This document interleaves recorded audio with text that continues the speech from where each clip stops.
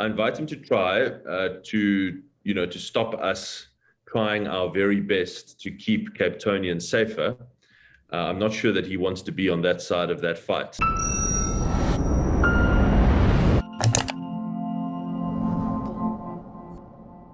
As crime continues to rise and the capacity of the police deteriorates, what can local communities do to protect themselves from rampant criminality? I posed this question to Geordin Hill-Lewis, the DA's mayoral candidate for the city of Cape Town, in a recent episode of my podcast, Solutions with David Ansara.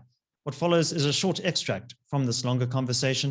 If you would like to watch the full interview with Geordin Hill-Lewis, you can do so by clicking on the link in the description below. Enjoy.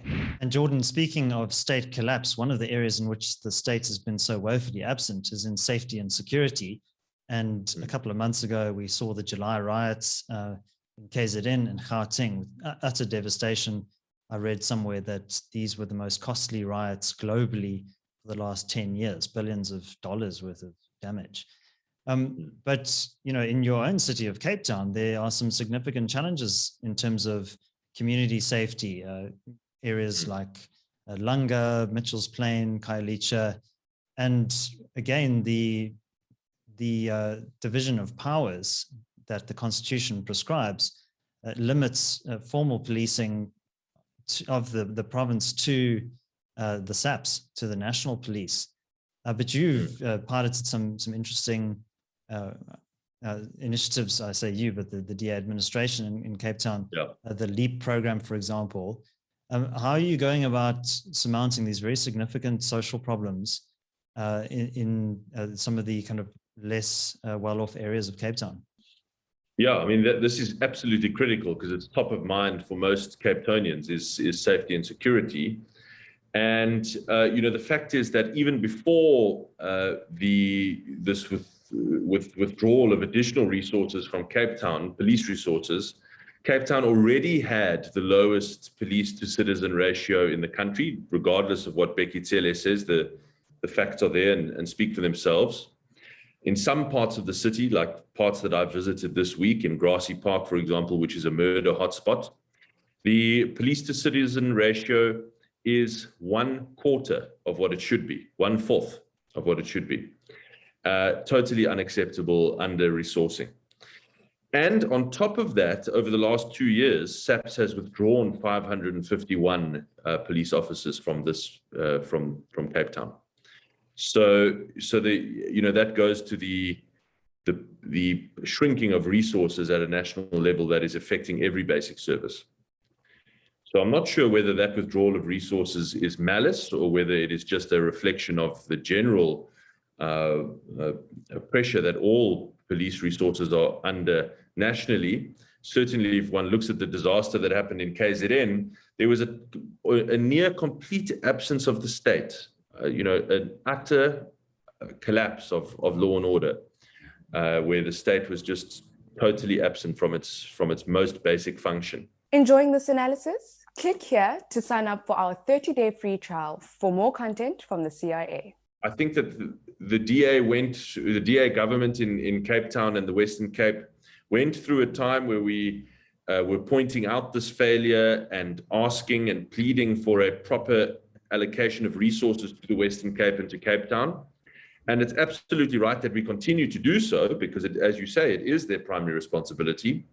But we've also now actually, and this is where I think we've already demonstrated what is possible, we've gone and we've said, actually, we're going to move into the space boldly and assertively, and we're going to do a lot more of this for ourselves. And so here we are in Cape Town rolling out 1,100 law enforcement officers with wide-ranging policing powers, and we are just getting the job done and keeping communities safer. We are rolling out a gang and drug unit, a specialist canine unit which is having tremendous results, a specialist metals theft unit, far outside of the scope of traditional municipal law enforcement, but basically extremely effective and getting the job done. And what is the legal basis for this initiative, Geordin? I mean, what does Bheki Cele think of this initiative? Can he stop it if he so chose? I invite him to try to stop us trying our very best to keep Cape Townians safer. I'm not sure that he wants to be on that side of that fight. So he hasn't tried yet, despite a lot of bluster and saber rattling around the so-called single police service. But basically the case that he's made is the ANC's direction is exactly the opposite. They want to create what they call the single police service, where essentially the law enforcement function would be removed from local governments and would be subsumed into a single national police force. This, we think, would be absolutely contrary to every demonstration of successful policing in Cape Town, and would be a disaster for residents, and not just for Cape Town, across the country, by the way, which is why everyone should resist that call and support the devolution of police. We actually think that, and we've been calling for more police control to be devolved. So this extends into something else that I'm also very excited about, and that's all of the things that we've tried so far do not extend into the investigation realm. We don't have any detective and investigation powers. And yet here we are actually on the ground working very well with SAPS precincts and SAPS detectives to help investigate cases and get higher prosecution numbers. Because of course, regardless of what we do fighting crime on the ground, if everyone gets off when they enter the criminal justice system, then there's no deterrent at all.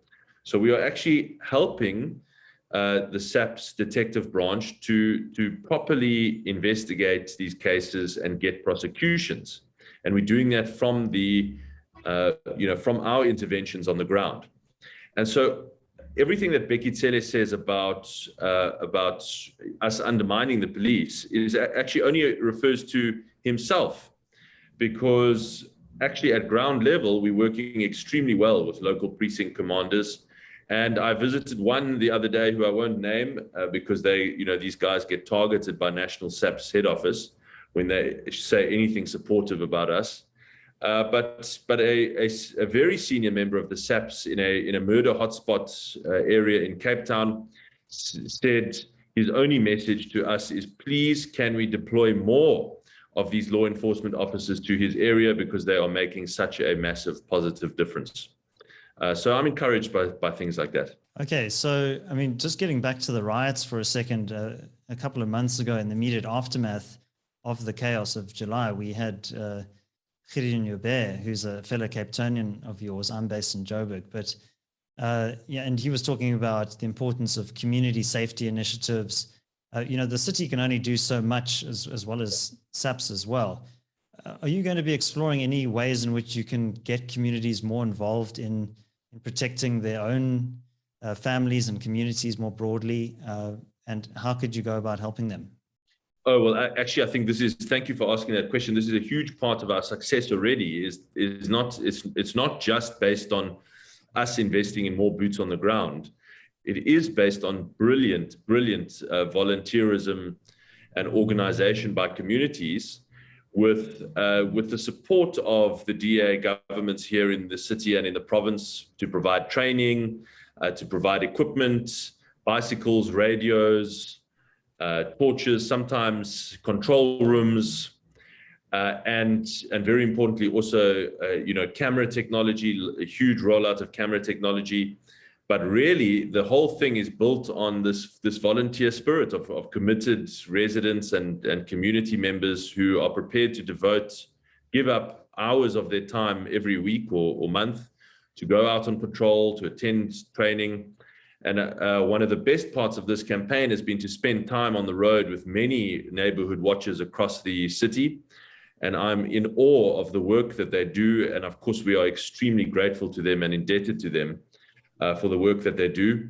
And we've got some tremendous success stories. We've got, I visited the Strand Neighborhood Watch, which has 1,000 paid up members and over 200 active patrollers in a relatively small part of the city, probably undoubtedly the biggest in the city, probably one of the biggest and most active neighborhood watches in the country. So, and these are all driven by just active citizens who are prepared to actually offer up their time and skills. And that has been a huge part of our success. I've been to visit neighborhood watchers in some really rough neighborhoods who've raised their own money to install control centers for cameras, who pay staff to monitor those control centers 24 hours a day, and who are just moving in there and getting things done. And I'm hugely admiring of their efforts. And where we can support them, we must absolutely do so as much as possible. Yeah, and many people might describe them as heroes, Geordin, which reminds me of a controversy that recently engulfed the party. Your colleagues in KZN put up posters saying that the ANC calls you racist, the DA calls you heroes. And, obviously there's still a lot of questions being asked around some of the vigilante action that was taken against some of these rioters, and still a lot of evidence needs to emerge. But I mean, what was your view on this campaign? Because it certainly got people talking and certainly played to some of the issues that were arising in KZN. Look, David, Thanks for watching. If you enjoyed this analysis and you would like to watch the full interview with Geordin Hill-Lewis, you can do so by clicking on this link.